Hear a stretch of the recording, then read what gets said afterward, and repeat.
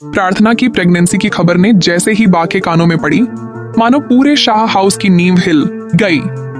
बा की आंखों में डर, गुस्सा और शर्म एक साथ उमड़ पड़ा। उन्होंने पूरे घर को सिर पर उठा लिया। यह क्या दिन देखने को रह गए थे मेरी उम्र में, बिना शादी के पेट में बच्चा, और वो भी हमारे घर में। लेकिन यह तो बस शुरुआत थी। अंश, जो हमेशा शांत और संयमी था, इस बार फूट फूट कर रो पड़ा। उसने प्रार्थना से पूछा, क्यों किया तुमने ऐसा? क्या मैं तुम्हारे प्यार के काबिल नहीं था जो तुमने ये फैसला अकेले ले लिया? प्रार्थना रोती रही, कुछ कह नहीं पाई। तभी पीछे से एक और गूंजदार आवाज आई, राखी दवे की।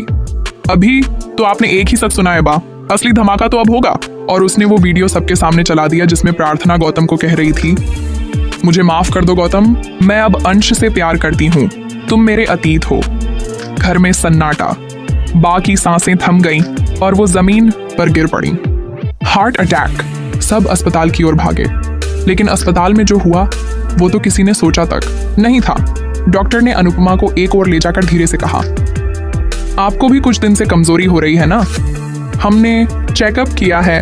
अनुपमा जी, आप भी प्रेग्नेंट हैं। अनुपमा का पूरा शरीर सुन्न पड़ गया। उम्र के इस मोड़ पर, अकेलेपन के इस दौर में, जब जिंदगी से कोई उम्मीद नहीं थी, एक नई जान उसके अंदर पल रही थी। वो खुद को संभाल ही रही थी कि डॉक्टर की अगली बात ने जमीन खिसका दी। पर एक और बात है, ये बच्चा पूरी तरह से सामान्य नहीं है। इसकी ग्रोथ डबल स्पीड से हो रही है। शायद ये जुड़वां है, और इनमें से एक में दिल की गंभीर बीमारी का संकेत है। अब अनुपमा को एक दोराहे पर खड़ा कर दिया गया था, अपनी जान की परवाह किए बिना बच्चों को जन्म देना, या मेडिकल सलाह के अनुसार इस प्रेगनेंसी को खत्म करना। पर क्या अनुपमा कभी पीछे हटी है? वो अस्पताल से बाहर निकली और सीधे शाह हाउस पहुंची। सब उसे देखकर चौंक गए। उसने सबको बताया कि अब वक्त है सच्चाई से मुंह न मोड़ने का, बल्कि उसे स्वीकारने का। प्रार्थना अकेली नहीं है, मैं भी मां बनने जा रही हूं, और मैं जानती हूं कि मेरा ये बच्चा मेरे जीवन की नई शुरुआत होगा। बा, जो अब बिस्तर पर थीं, अपनी आंखें खोलती हैं और फूट फूट कर रो पड़ती हैं। मैंने कितनी गलतियां की, अपने बच्चों को समझने की बजाय हमेशा उन्हें परखती रही। शायद भगवान मुझे सजा दे रहे हैं। अनुपमा उनका हाथ थाम लेती है। नहीं बा, यह सजा नहीं, मौका है सब कुछ ठीक करने का। लेकिन तभी एक और धमाका। गौतम पुलिस के साथ वापस आता है और कहता है, प्रार्थना मेरी पत्नी है, देखिए ये शादी का सर्टिफिकेट। हमने 1 साल पहले कोर्ट मैरिज की थी। मैं इसे लेकर जा रहा हूं। शॉकिंग। पूरा शाह परिवार हक्का बक्का। प्रार्थना गिर पड़ती है। ये झूठ है। वो जबरदस्ती शादी के कागज पर साइन करवाने की कोशिश कर रहा था। मैं कभी इसकी पत्नी नहीं बनी। लेकिन पुलिस के सामने सबूत गौतम के पास हैं, फोटोज, सर्टिफिकेट और कोर्ट के दस्तावेज। मामला कोर्ट में पहुंचता है। अब कहानी कोर्टरूम ड्रामा में बदल जाती है। अंश वकील की तरह खड़ा होता है। माय लॉर्ड, मैं इस लड़की से शादी करना चाहता हूं। मैं इस बच्चे का पिता हूं, चाहे डीएनए कुछ भी कहे। डीएनए टेस्ट करवाया जाता है। रिजल्ट, बच्चा अंश का नहीं, गौतम का है।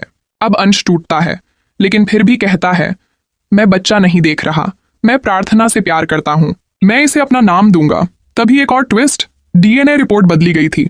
राखी दवे के आदमी ने असली रिपोर्ट छिपा ली थी। सच्चाई ये है, बच्चा अंश का ही है।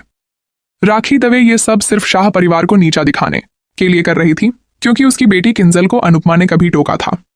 राखी की पोल खुलती है। किंजल, जो सब देख रही थी, अपनी मां को थप्पड़ मार देती है। बस करिए मां, आपने सिर्फ बदला लेने के लिए पूरे परिवार को बर्बाद कर दिया। अब सबकी आंखें खुल चुकी थीं।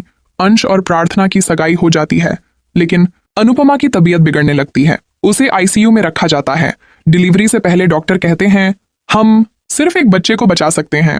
आप किसे चुनेंगी अनुपमा जी? अनुपमा कहती है, उस बच्चे को बचाइए जो दिल की बीमारी से जूझ रहा है। मैं चाहती हूं कि वो जिए, भले मैं न रहूं। डॉक्टर ऑपरेशन करते हैं। ऑपरेशन के बाद एक बच्चा बचता है, लेकिन अनुपमा कोमा में चली जाती है। पूरा शाह हाउस टूट जाता है। लेकिन तभी कई हफ्तों बाद अनुपमा की उंगलियां हिलती हैं। नन्हा बच्चा पास ही पलकों को झपकाकर मुस्कुराता है, और तभी अनुपमा की आंखें खुलती हैं। नई शुरुआत, एक नई सुबह। जहां पुराने रिश्ते टूटते हैं, वहीं नए रिश्ते बनते हैं। और अनुपमा एक बार फिर बनती है उस घर की रीढ़, जहां भावनाएं ही सबसे बड़ी ताकत होती हैं। क्या अब सब कुछ सामान्य हो जाएगा, या राखी दवे फिर कोई और चाल चलेगी? क्या अनुपमा की जिंदगी में फिर कोई नया प्यार दस्तक देगा?